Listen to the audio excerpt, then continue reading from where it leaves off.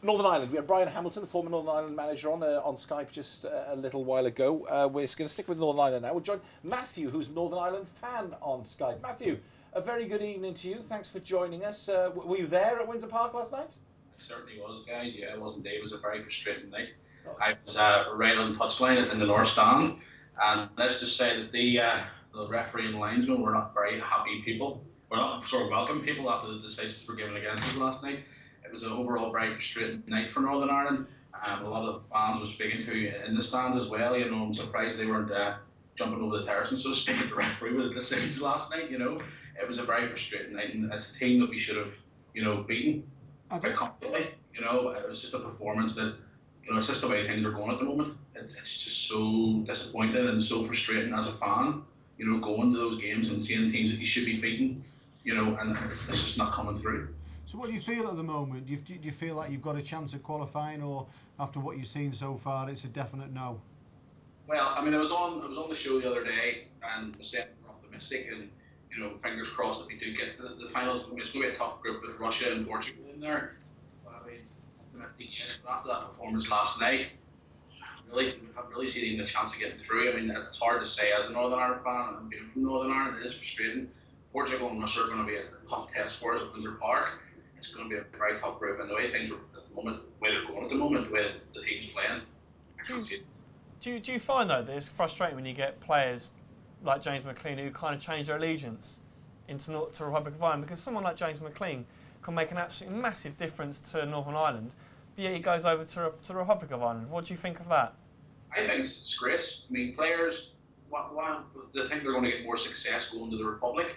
I mean, I don't know. I mean, I've read about it, and I've worked in local football here in Northern Ireland. You know, we hear different stories about different things. You know, I kind of say that side of football, you know, it's like, you know, they want to play for Northern Ireland, so be it. Then, you know, it is frustrating. You see a good player like that deciding to go down south and play for the Republic.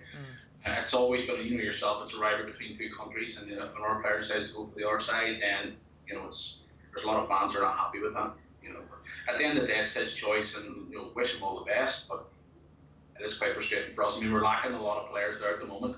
You know, that we need more quality in the side. We've got Kyle Lafferty.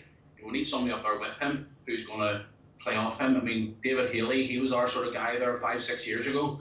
He's getting money now. You know, it's, what do you do? It's frustrating, very, very frustrating as a Northern Ireland fan to see performances like last night.